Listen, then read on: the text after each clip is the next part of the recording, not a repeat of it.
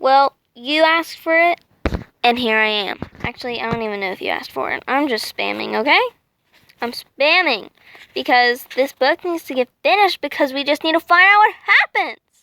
Chapter 16, Duncan's Disaster. We're just going to get right into it, okay? Okay. Peter looked at me. I looked at him. I wondered if he was as terrified as he looked. I wondered if I was as terrified, if I looked as terrified as I felt. What's he doing here? What's he doing in here? I whispered. What's happening to him? Hissed Peter. What are we going to do about it? I thought. We hesitated for only a second and then began to creep down the stairwell. Duncan was still screaming. We had left the door to the attic open, in case we needed to make a quick getaway. Poking my head around the edge, I looked in the direction of the screams. They were coming from the room where Mr. Smith sat to take off his mask every night. I reached for Peter's hand. What should we do? I mouthed to him.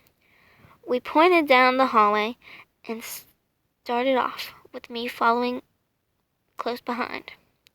Oh, he started pointing down. Oh, he pointed down the hall and started off with me following close behind. Oh wait, why was that so hard? After a couple of steps, we dropped to our bellies and slid up to the door and peeked around the edge. I couldn't believe it. Duncan was all alone. He was standing in front of the mirror, screaming for all he was worth. I can't say that I blamed him. The communicator was on, and Duncan was looking into the bridge of Broxholm's starship.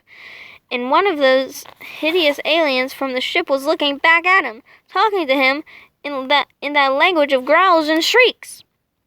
I took a deep breath and slithered into the room, crawling across the floor as fast as I could move. I scooted right under the table and hit the switch I had seen Broxholm use to turn the set off. It made a crackling noise and then fell silent. Duncan stopped screaming. Well, that's the end of just kidding. You idiot! Yelled Peter, jumping into the room.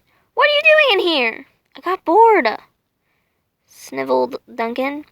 Talk about a short attention span. He could have been out there more than 5 or 10 minutes. And I wanted to see if you were telling the truth or not, he continued. So I went into the house and came in through the cellar. This was the only room with anything in it, so I came in. When I touched that switch, that thing shut up and started growling at me. Duncan was blubbering now, with big tears cutting clean paths down his dirty face. He turned to me and said, Is that what Mr. Smith really looks like?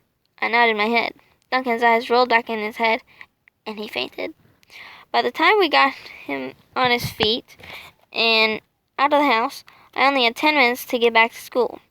Maybe I shouldn't go back, I said. Peter shook his head. You have to, he said.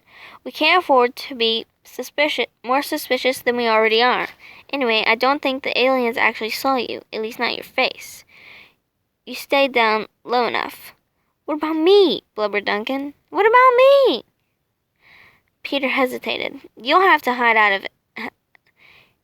at my house, he said. It's the last place anyone would think to look for you. If you stay there, you might be safe. Get going, Susan. You've got to get back to school as soon as possible. Don't worry about the pictures. I'll take care of them. Just move.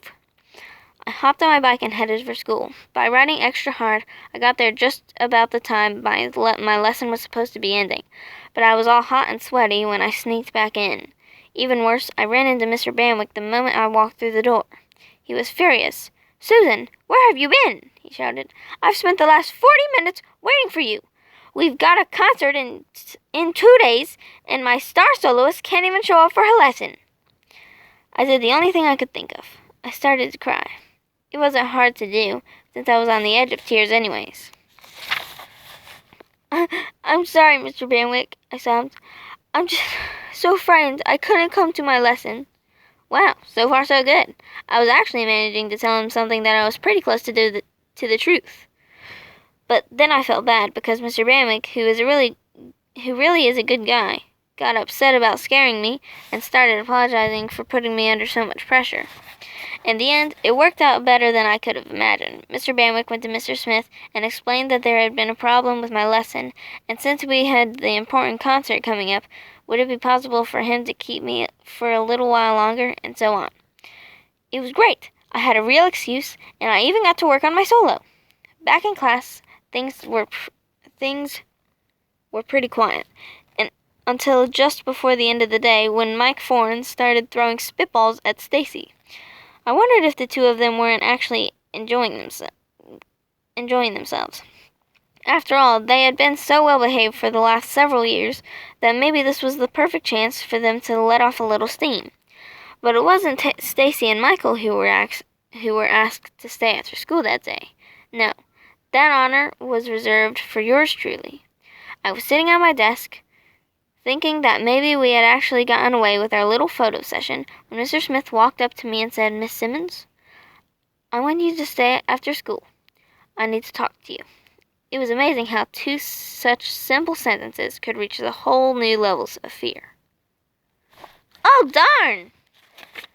That's the end of chapter 16. We need to hear chapter 17. Just click the next video, okay?